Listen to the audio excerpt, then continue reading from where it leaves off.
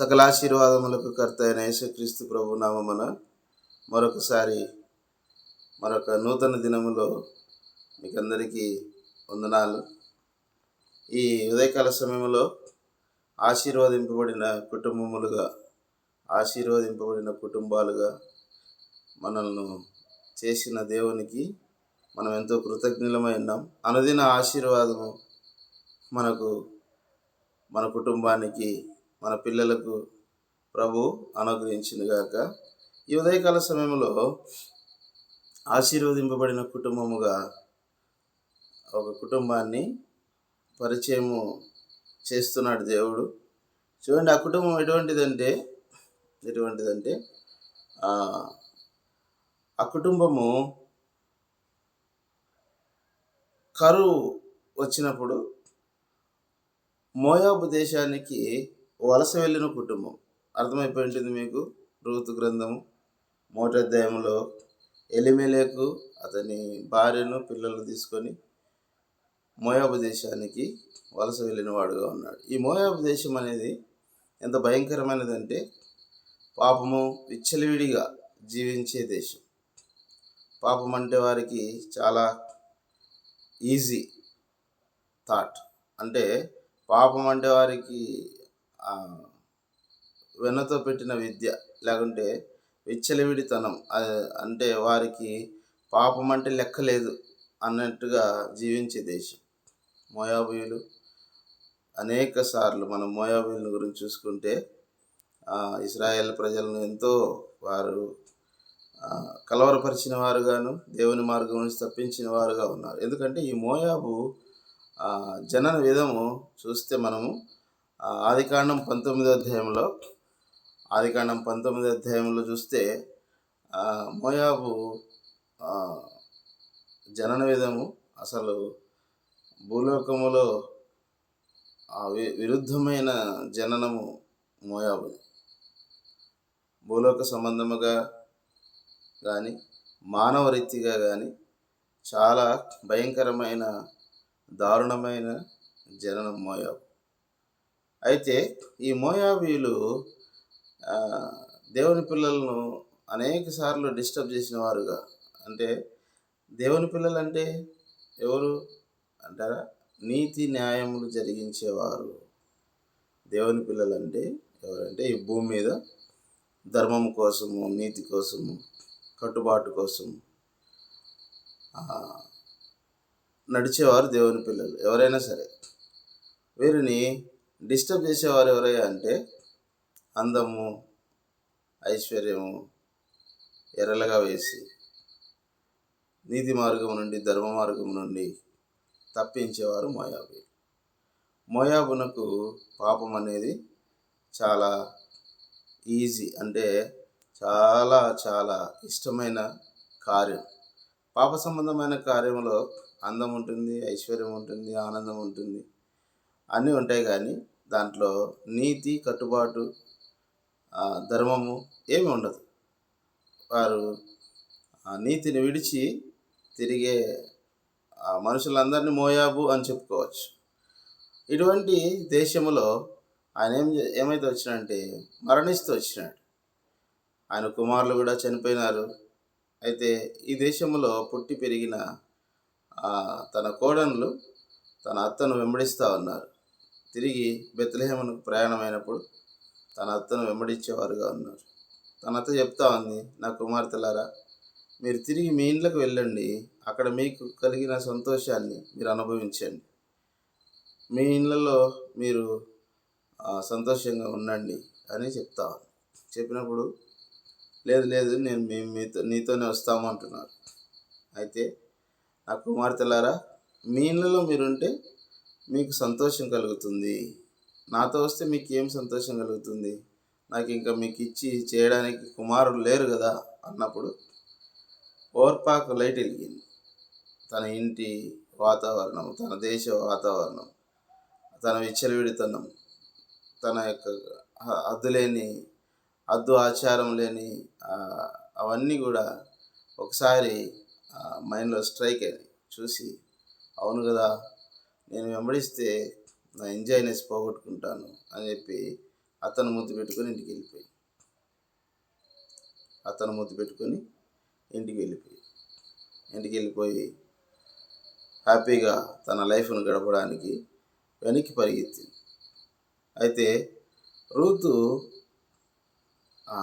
ఆమె ఏం చెప్తా వచ్చిందంటే, రావద్దని నన్ను అన్నద్దత్త, నీతో వస్తా, నీతోనే ఉంటా, నీ దేవుడే నా దేవుడు, నీ జనమే నా జనం, నీ ప్రజలే నా ప్రజలు, నీ దేశమే నా దేశం.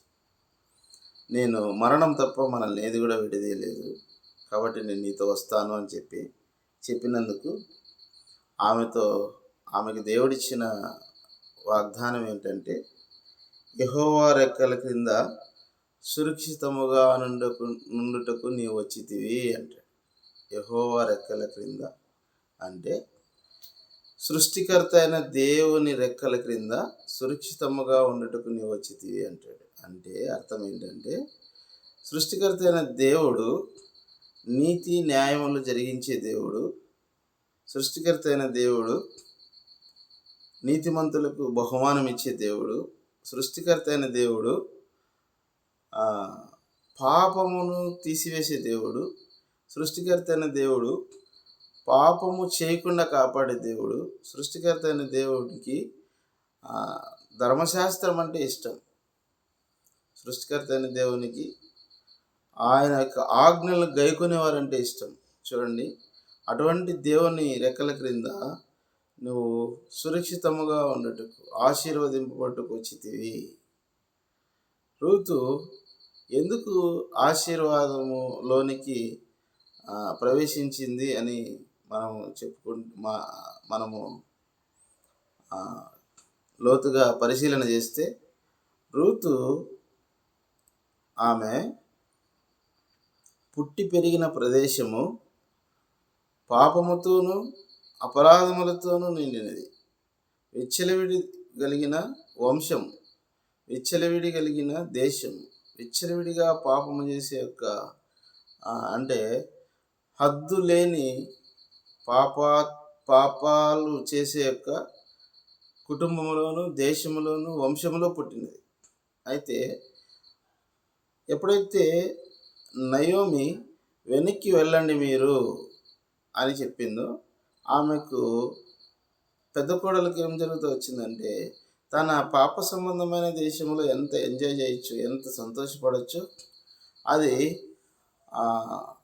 బయలుపడి ఏమైందంటే ఆమె తిరిగి వెనక్కి వెళ్ళిపోయింది. అయితే ఈ రూతమ్మ ఏం చేస్తూ వచ్చిందంటే, పాప సంబంధమైన దేశాన్ని విసర్జించినదిగా ఉంది.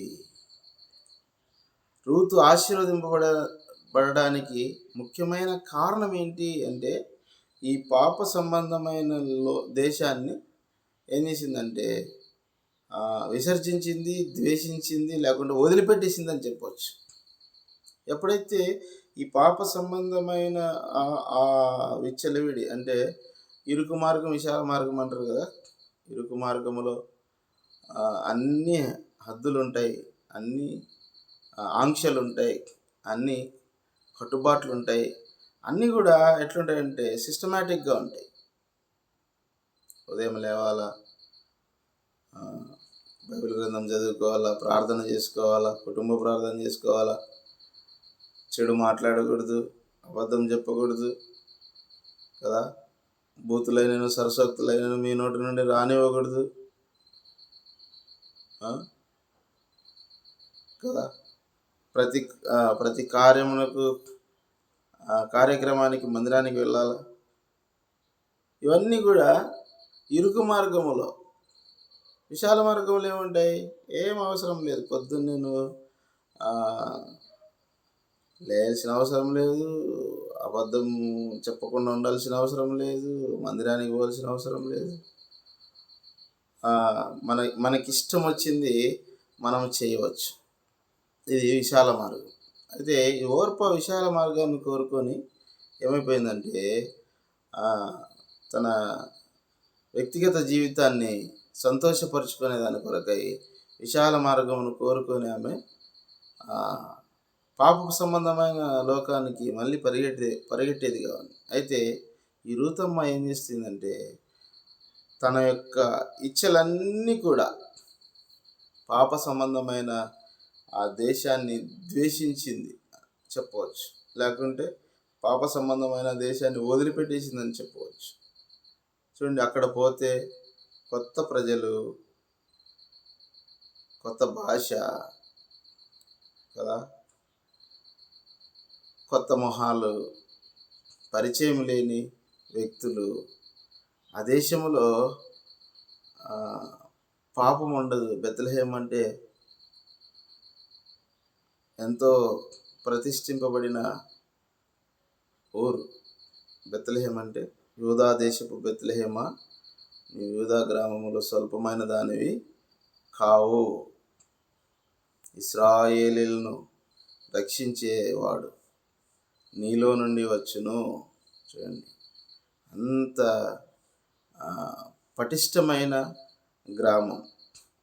ఆ గ్రామానికి ఆమె ఏం చేసిందంటే సంతోషంగా తన యొక్క పాప సంబంధమైన ఆలోచనలన్నిటినీ పక్కన పెట్టి సంతోషంగా ఎప్పుడైతే ఆ గ్రామంలోనికి ప్రవేశించిందో, నీతిగల దేవుడు ఆమె గుణమును పరిగణలోనికి తీసుకొని ఏం చేస్తూ వచ్చినాడంటే ఇశ్రాయేలీ వంశములోనికి ఆమెను నడిపించిన వాడుగా ఉన్నాడు. అంతేనా అంటే ఆమె యొక్క జన్మ ధన్యమైతే వచ్చింది. ఎందుకో తెలుసా? సర్వలోక సృష్టికర్త అయిన దేవుడు, దేవాది దేవుడు మానవ రూపమును ధరించుట కొరకై ఆ వంశాన్ని ఏం చేసినాడంటే ఏర్పాటు చేసుకుంటూ వచ్చినాడు. ఆ వంశానికి జన్మనిచ్చే తల్లి ఎవరయ్యా అంటే రూతు. ఎంత ఆశీర్వాదం కదా!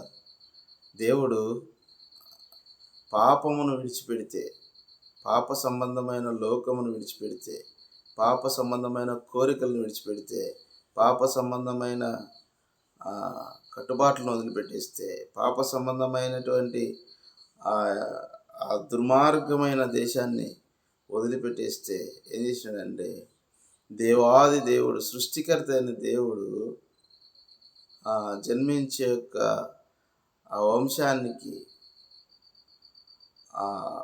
ఉపయోగపడే స్త్రీనిగా, ఆశీర్వదింపబడిన స్త్రీనిగా రూతమ్మను దేవుడు సిద్ధపరిచి ఉంచినాడు. చూడండి, ఎంత శ్రేష్టమైన ఆశీర్వాదం పొందిందంటే మన జీవితంలో, విశ్వాస జీవితంలో మనం ఆశీర్వదింపబడాలి అంటే మనకేమో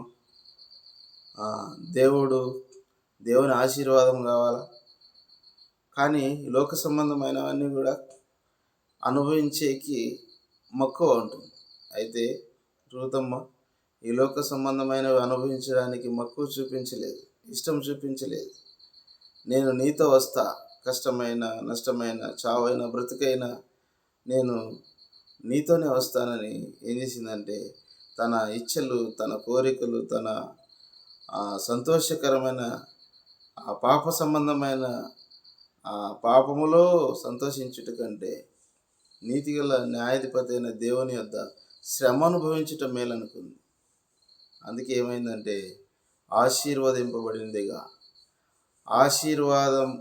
ఆశీర్వాదమునకు తల్లిగా చెప్పుకోవచ్చు, ఆశీర్వాదమునకు మూల కారణముగా చెప్పుకోవచ్చు.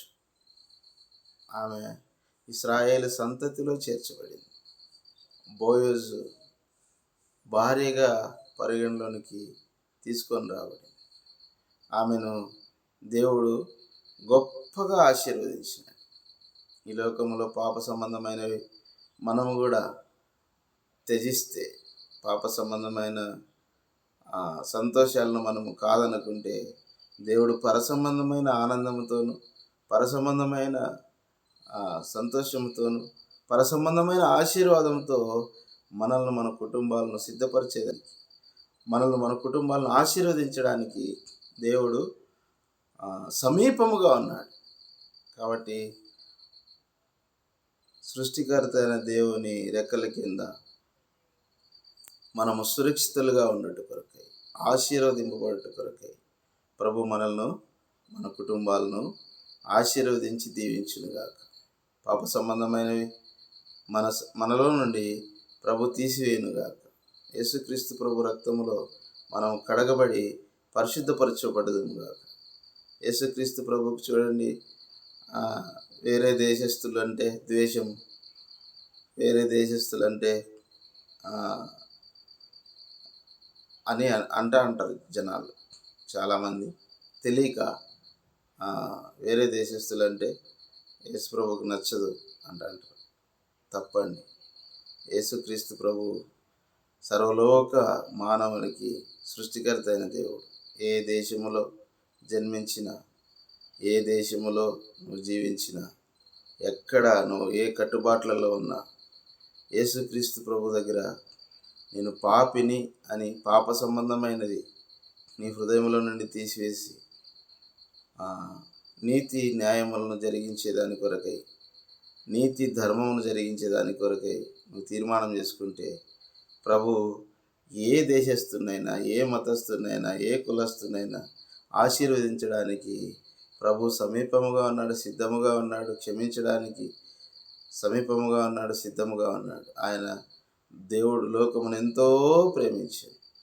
నిజంగా ప్రేమ కలిగిన రక్షకుడు, జీవము కలిగిన దేవుడు, నిత్య జీవమును అనుగ్రహించే దేవుడు మనకు, మన కుటుంబాలకు తోడైండునుగాక. ప్రేమైన తండ్రి, పరలోకమందున దేవ, రూతును ఆశీర్వదించినట్టుగా మమ్మల్ని కూడా ఆశీర్వదించుట కొరకి మా హృదయాలను మీరు సిద్ధపరచమని, పాప సంబంధమైన ఈ లోకముల నుండి మమ్మల్ని విడిపించమని, పాప సంబంధమైనవి మా ఎడల కార్యం చేయకుండా తండ్రి నాయన మమ్మల్ని కాపాడి రక్షించమని వేడుకుంటాం. నీ రక్త ప్రోక్షణ కిందకి వస్తూ ప్రతి కుటుంబాన్ని మీరు ఆశీర్వదించమని యేసుక్రీస్తు నామమున ప్రార్థించి వేడుకుంటున్నాను తండ్రి. ఆమేన్. ప్రజలందరికీ పరిచయం కోసం ప్రార్థన చేయండి.